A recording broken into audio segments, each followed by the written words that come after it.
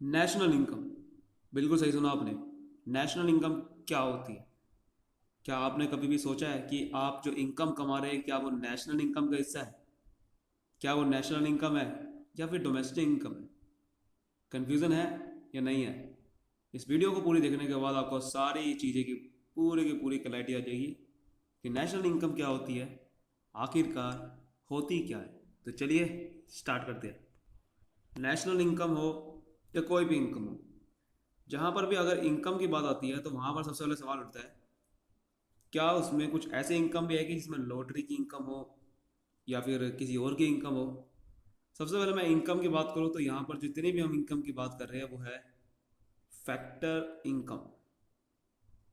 Factor income क्या होती है? फैक्टर इनकम मतलब जिसका प्रोडक्शन एक फैक्टर है। ये जो फैक्टर की बात कर रहा है ये कौन सी बात कर रहा है? प्रोडक्शन की।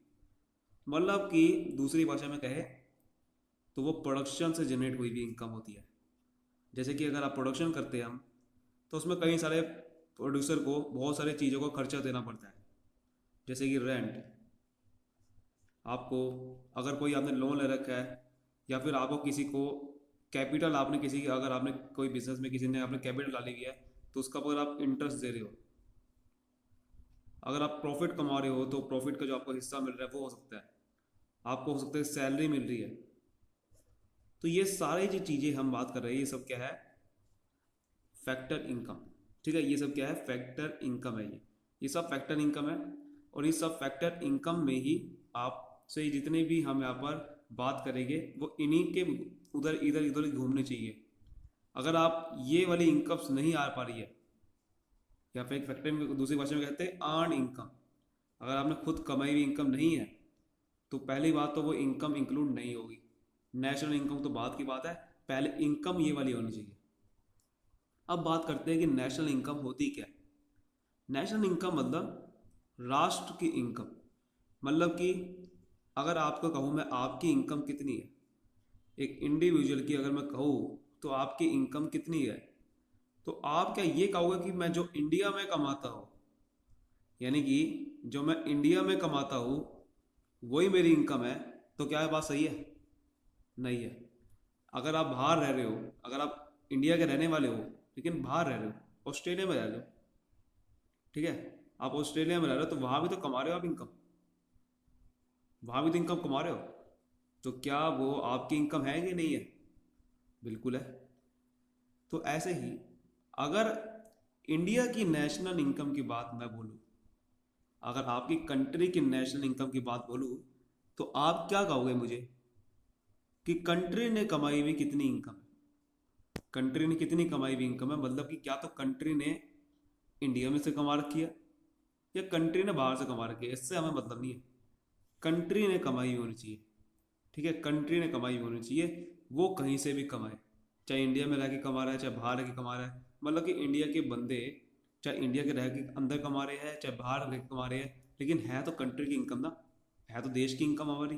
तो नेशनल इनकम का नाम से यही समझ सकते हो आप कि जो भी एक कंट्री की इनकम है, यानी कि कंट्री के रेजिडेंट वालों ने जो इनकम कमा रखी है, चाहे इंडिया में रह के चाहे इंडिया के बाहर रह के, उसको हम बोलते हैं नेशनल इनकम। सबसे इजी लैंग्वेज में, सबसे आसान भाषा में यही है नेशनल इनकम, जो आपकी राष्ट्र की इनकम है, चाहे रेजिडेंट जो हमारे बस। सबसे बड़ी कंडीशन क्या है इसमें कि आपके एक तो नॉर्मल रेजिडेंट होने चाहिए। नॉर्मल रेजिडेंट मतलब कि आपका कुछ एक साल से ऊपर रहने वाला कोई हमारा होना चाहिए। अगर हमारे देश में एक साल से ऊपर रह रहा है तो वो हमारा रेजिडेंट माना जाएगा, नॉर्मल रेजिडेंट। लेकिन अब आपके मन में क्वेश्चन होगा कि अगर ये पब्लिक ना हो तो कोई बिजनेस भी हो सकता है कि कोई बिजनेस आपके इंडिया में एस्टेब्लिश हो रखा है और उसको वहीं पे ही सारी प्रोडक्शन कर रहा है हमारे इंडिया में रह के, लेकिन है बाहर का रहने वाला, है बाहर का रहने वाला, तो वो भी आपकी कंट्री की नेशनल इनकम का पार्ट होगा।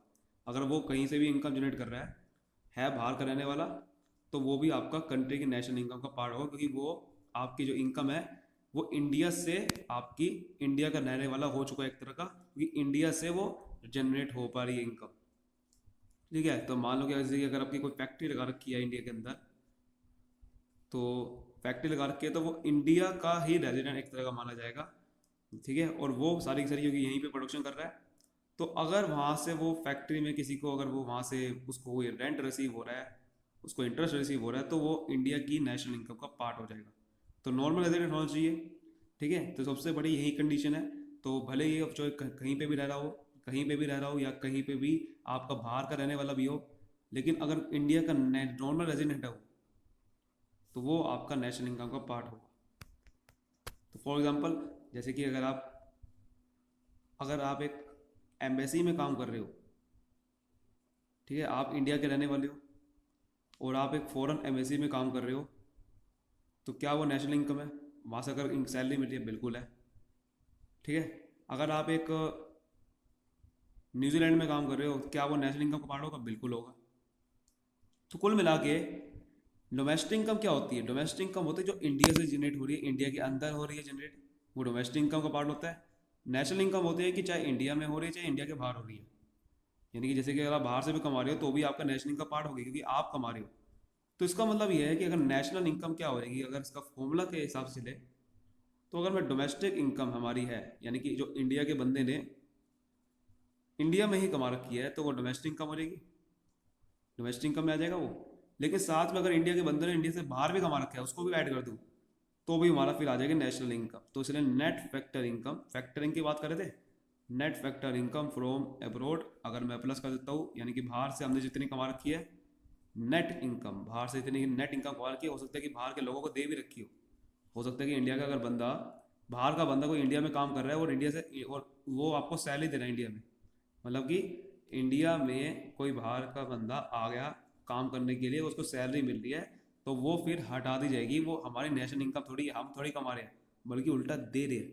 तो इसलिए नेट लेनी है, यानी कि हमने नेट कितनी कमा रखी है बाहर के बंदों को इनकम दे के उसको माइनस करने के बाद, तो ये आ जाएगी हमारी नेशनल इनकम। ठीक है, उम्मीद करता हूँ कि आपको अच्छे समझ में आ गया होगा नेशनल इनकम पूरा का पूरा कॉन्सेप्ट। अगर आया है तो इस वीडियो को लाइक करिए, चैनल सब्सक्राइब जरूर कर देना और शेयर जरूर करो अपने दोस्तों से, ताकि उनको भी पता चले भाई नेशनल इनकम क्या होती है असल में। उम्मीद, चलो स्टार्ट करते हैं और ख़त्म करते हैं। Thank you so much.